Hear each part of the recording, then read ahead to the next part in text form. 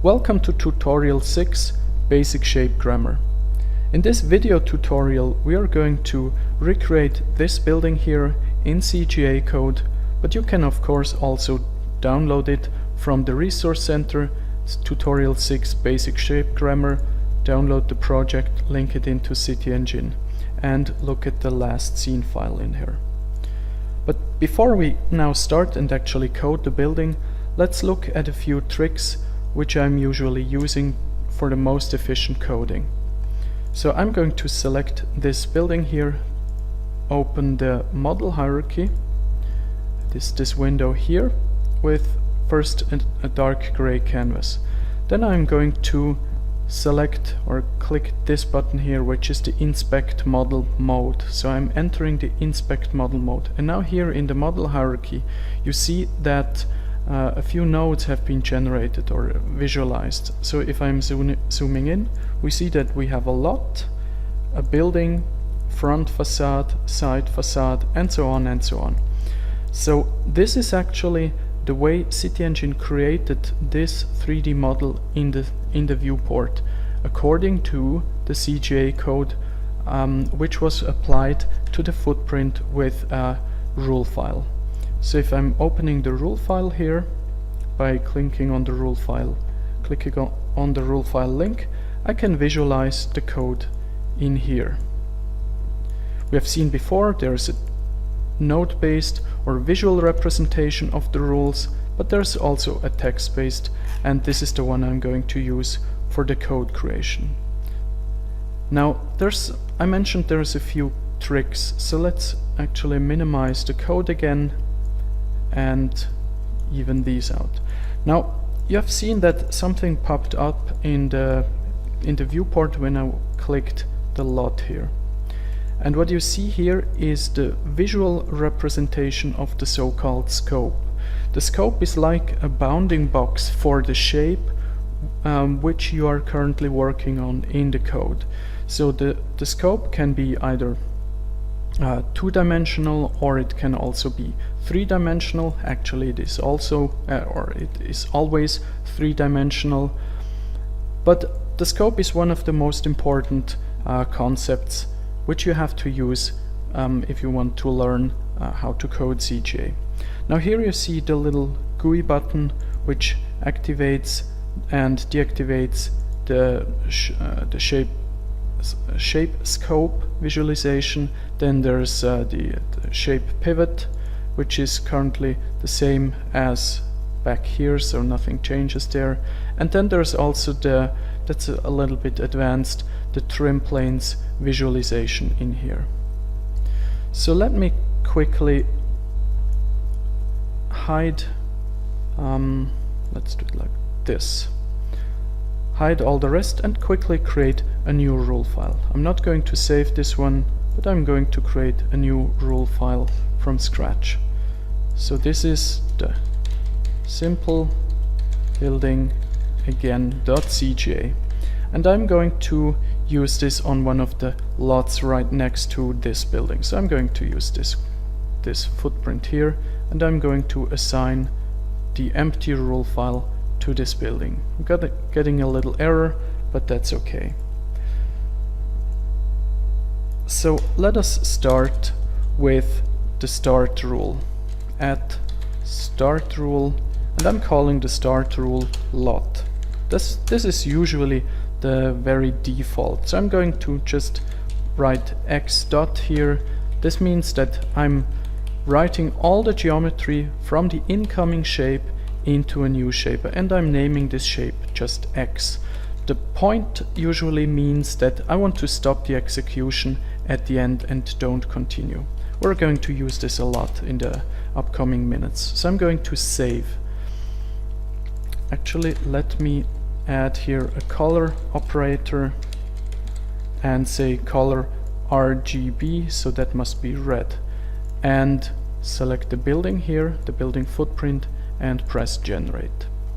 Now I can do the same thing with the model hierarchy in here. So let me select the model here, go into the inspect model mode, and here you see we have lot, and then we have X as the final geometry which is written out or which is visualized in the viewport. Now obviously if I went in and would rename this to ABC, save the rule file, regenerate the model, this here would adapt. Okay, so let's go ahead and create our first attribute here. An attribute called building height with a default value of, let's say, 20 meters. Now, how can I actually create a building which is 20 meters? For this we have a specific operation which is called extrude. So I'm going to extrude in the vertical direction. Actually it's world.y, so it is extruding exactly vertically up, and I'm going to use this attribute as the value. Save, and I'm going to name this mass, or let's call it building mass, and save the rule file again and regenerate the model. Now you see that we have lot and then we have building. Okay, so that makes all sense. So let's continue. The next thing, actually let me continue and create a new rule. So you see that any number of rules can be generated, and I can just go on and pass on rules or call different rules from any point in my code.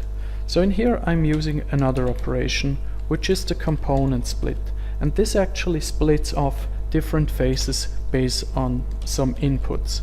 So I'm going to choose all the side polygons of this mass, and I'm going to name them facade, and then I'm making this this vertical pipe sign which says to me I want to continue, and then I'm going to choose top, and the top will obviously be a roof. So what we have done here is, from the geometry which was created, we've selected all the side faces or all the side shapes and defined them as facades, and all the top polygons, there's just one. There would be also a bottom one, but we are not calling this, so this shape will get deleted afterwards. The top shape is roof. Now you see here I did not put a point here, and on the left hand side we get a little warning, so that means undefined rule roof. Now that is nothing which matters, but so I can easily go and continue and generate these the building again, so nothing will happen. But it's just if you're because these rules are not defined as a rule themselves. So this is a rule definition and this is just missing. So I'm just going to continue with the roof here, and I'm going to go ahead and directly finalize the roof. So in the assets folder here we have under roofs we have a roof.tiff. I can visualize this file right here, and you see that it is a picture. So this is a roof picture, and I want to use it and map this directly on top of the building as a roof. It's a very simple roof, so I'm going to use it just that way. So now I can drag and drop this roof.tiff into my rule, and since it is recognized as a texture, it will automatically create the appropriate CGA code for me with the correct path for the file. So this is perfect. Let me go in and add something more, because CityEngine does not yet know how I want to project this building onto the geometry, so we have to define this. And for this there's also another CGA operation, and this is called setup projection.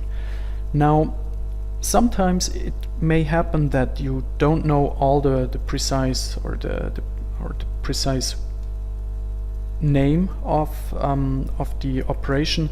So you can also go ahead and just create or write a few of the characters and then hit Control space, which triggers the command completion. Now this is also something which can also obviously save you some time. So I'm going to double click it, then I'm going to define the UV set, which is the first UV set for the color space. Then I'm going to say, in this case, I'm not going into all of the details, so otherwise you wouldn't have to learn anything more. So I'm going to use scope.xy. I'm going to choose relative 1 and relative 1. Now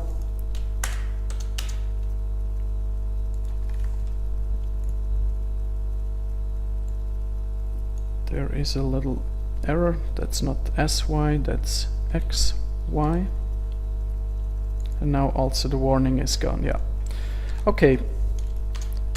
Oh, let me undo and create some more space here. Okay. Now project UV 0. Okay.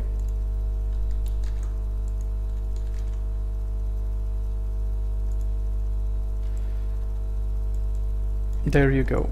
I went out of the edit or the inspect model mode, and here you see that the picture has now been mapped on top of my building. So if I'm editing the building footprint, I can just go in, select the underlying road network, and the whole building will be restructured or regenerated immediately, adapting all the textures and all the side facade polygons.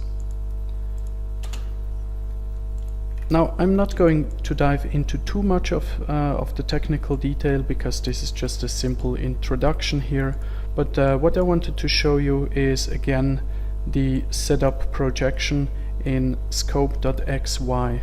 Now if I'm again entering the inspect model mode and I'm selecting the roof shape here, you see that the scope again is visualized. Now scope.x, that is always red, and scope.y, that is always green. So I am projecting this image in this plane, or yeah, in this plane, and this is the scope's red and green plane. And the dimensions I'm actually using is in direction, in the horizontal direction relative 1, which is exactly the same as scope.sx as a length, and it is also the same as scope.sy in the height. And then I'm actually applying or baking down the UV coordinates or the projection information into the polygon of the roof, and then I'm assigning the texture. So let's continue and work with the facade. So I'm not going to perfectly lay out the code, so I'm just going to continue here. Now often it may happen that you have a different floor height for or on the ground floor than on the upper floors. So I'm going to create another attribute which is called ground floor underscore height, which is in my case 5 meters, and then I'm creating another one, upper floor height, and this is just 3 meters. So we can distinguish between these two geometries, or between the heights visually a little bit better. Now the facade, what do I want to make with the facade? Actually I want to split it into different floors, but at the moment, at this as the geometry is, I want to make a little bit room on the side, or split two shapes off at the very edges of the wall or of the facade to just have some more space for between the edges of the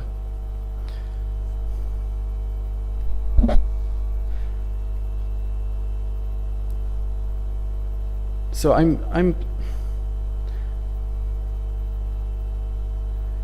going to split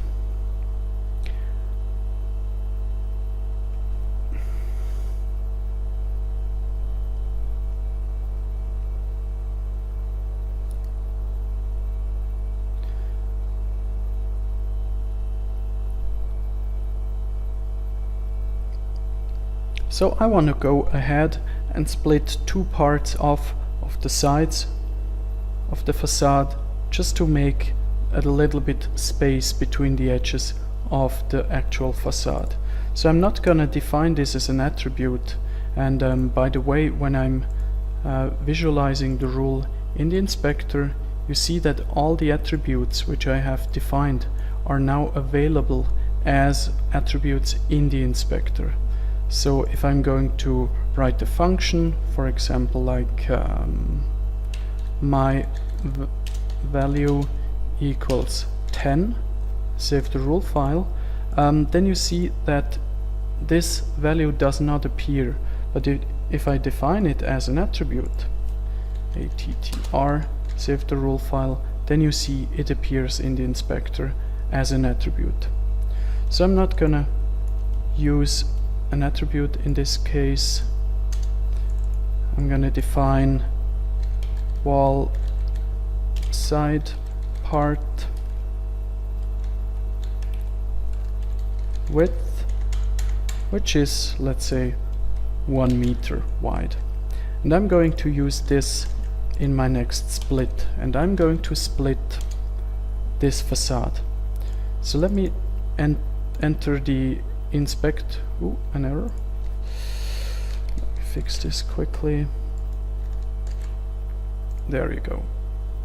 Okay, let me enter the inspect model mode again and select one of those side faces here. Now you see again we have a red line and a green line, so that means this is scope SX and scope SY.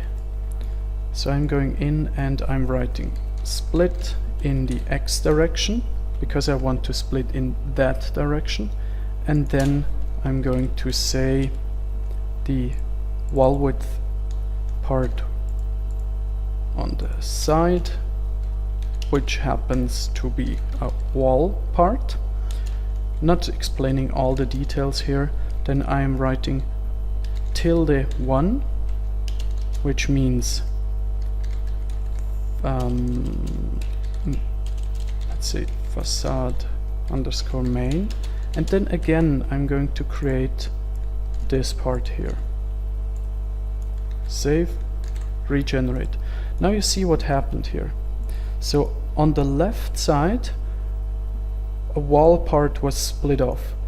Then on the right hand side also a wall part was split off, but in the middle, which is approximately 1 meter wide, so this is a floating value where CityEngine adapts the value, so I could also write approximately 10, but it's just a short value. Since the left hand side and the right hand side is already defined, I can just write approximately 1.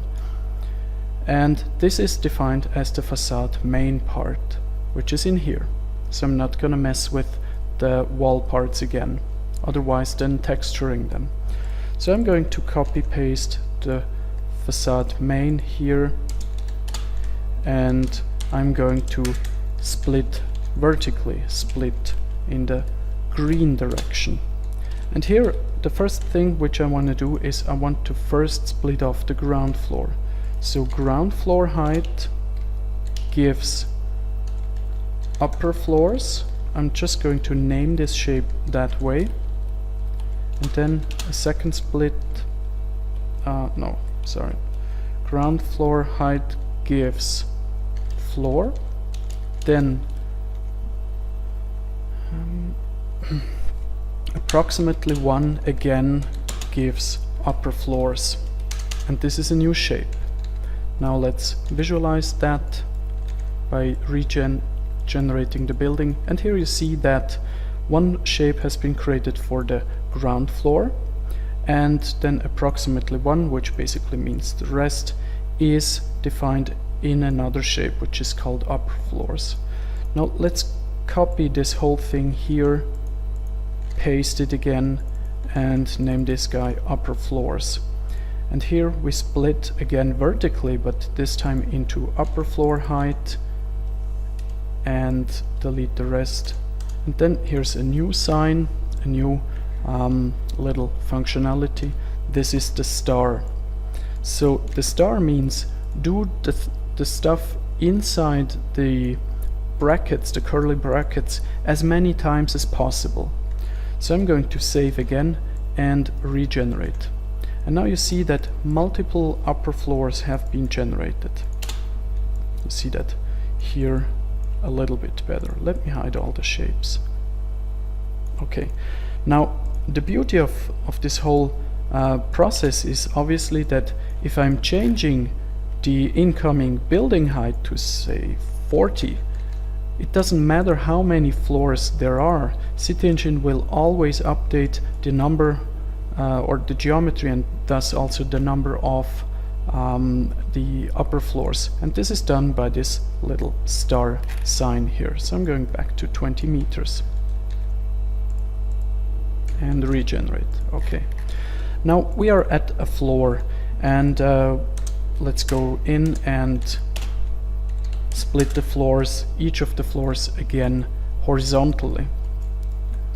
Now we can go in and say split X as many times as possible, and we're going to create another attribute which is, or let's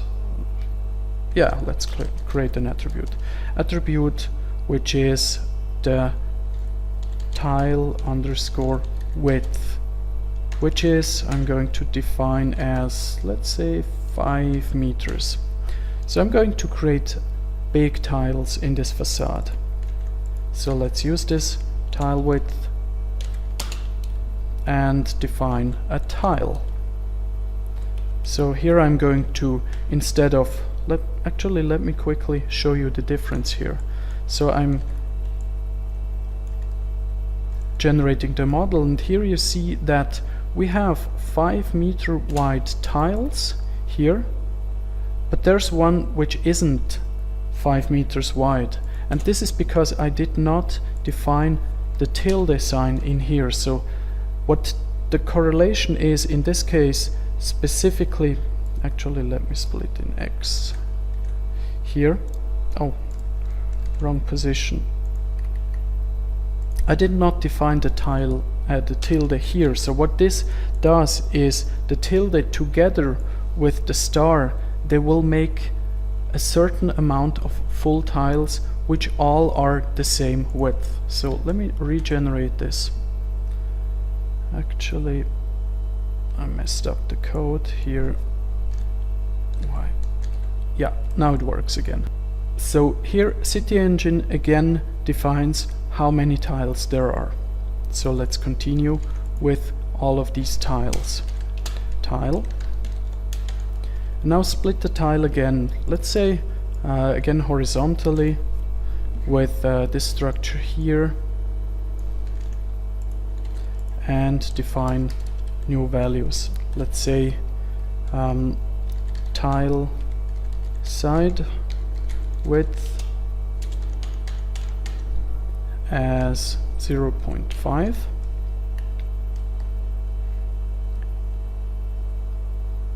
tile side width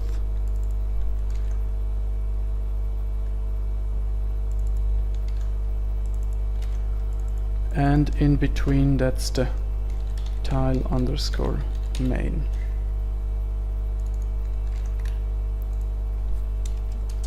Tile main again gets split vertically, split Y into, let me redefine this as an attribute.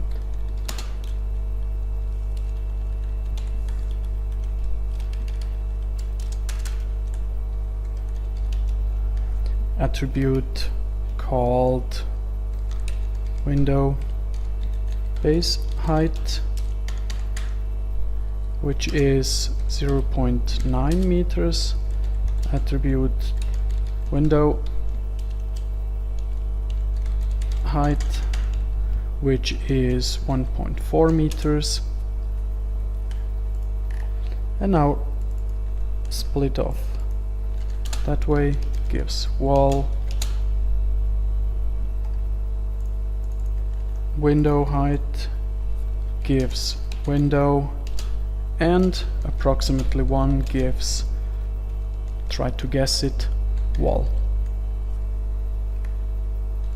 Let's save and regenerate. Now we see that on all of these tiles we have the base height, which is this high, then the window height, and then the rest, which is wall. Now these geometries obviously change or have changed since there is a ground floor, or between the ground floor and the upper floor. So let's go in and change one of these widths, which was the tile side width, which doesn't maybe not make too much sense. So 5 meters, that should be approximately 3.5 meters.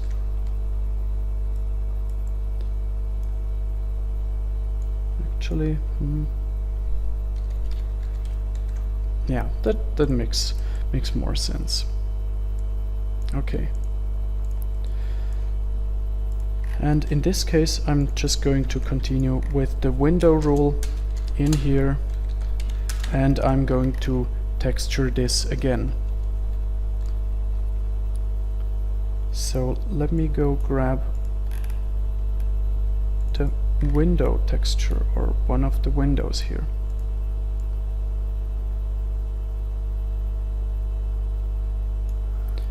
And now I'm going to use a different function, or create a function which generates me one random or gets me one random image.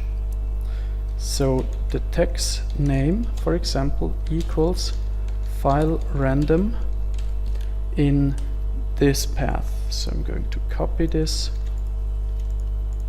delete this file random, and put it in here. And now the idea is that I'm replacing this number here with a star. So the star in this context means it's a wildcard search and may bring back any of these images here. So it could be a random, or it is a random sample between all of these windows here. So I'm going to have to set up the projection again. I'm going to copy some of this code here, put it in, and I'm going to say XY, that should be correct, and I'm going to texture the shape with the text name. Regenerate the building, and now we see that each of those windows again has gotten a correct or a new individual texture. So now the facade itself looks a little bit uninteresting without the texture. So let's go in and also assign assign a texture to it. Let's find the facade first. So here is the place where we want to set up the projection. And here I'm just going to search the image I want to use. Here is facade, textures, and I'm going to use just simply the brick wall. Drag and dropping this into the rule here, just quickly, and also drag and dropping the dirt map into the code here. So I'm going to do something with those two pictures. Let me comment out this code here. By the way, you can comment out code with either this pound sign or with just 2 times the division sign here. let me code this out. Okay, so I'm going to use not a full repetition of the texture along the whole facade, but I'm going to enter a different value. So we have seen that the image is repetitive, so I'm going to open it again just to visualize it, and this part is about let's say 50 centimeters high in reality and about 2 or 1 meter long approximately. So I'm going to define this. So this means approximately 1 and approximately 0.5, and this here CityEngine tries to adapt the number of repetitions of the texture. So I'm going to grab this texture and I'm deleting the rest out, assigning this, and regenerate the building, and now we see that the texture has been assigned and repeated accordingly in the given dimension. Now I've taken a second image here, which is the dirt map, so I'm just quickly adding in 2 other lines here. So I'm going to actually basically just paste what I had in my clipboard just before, which is these 2 lines here, and I'm going to choose the UV set to 2. I'm changing the UV set to the so-called dirt map UV layer, and I'm going to copy this here and then set, this is a little bit special, but material.dirtmap, comma, and then the image itself. So what does this actually do? I am saving and regenerating the building, and now you see I have commented out the texture, so what we see only is what these 3 lines are doing. So again, I'm using the full dimension of the facade for the projection on the second UV layer, which is the dirt map layer, and then I'm assigning the dirt map. And the dirt map actually looks like this. It's quite a low resolution image, but it is adding some dirt, as the name states, onto the full facade. Here it is, the dimension is adapted, so there's always a full repetition over the whole polygon. So let's go in and reactivate the texture and save the rule again and regenerate the building as so. Now this is already quite beautiful, and we have a lot of different attributes now to play with. So I can go in and for example edit the ground floor height, and you see how the number of upper floors is adapted. Or you can go in and for example change the tile width, and so on and so on. Now in the written version of this tutorial, which you find here in the scenes folder, there are more or different ways covered, different elements of how you can write CGA code. So for example, there's also a little topic about how you can embed different levels of detail. So I'm not going to cover all of these steps. Additionally, it's better than you just work through this PDF. A lot of the stuff will be the same as I have just shown you here, but I don't want to spend too much time in this video. So I hope you liked this video too, and let's continue with the next one.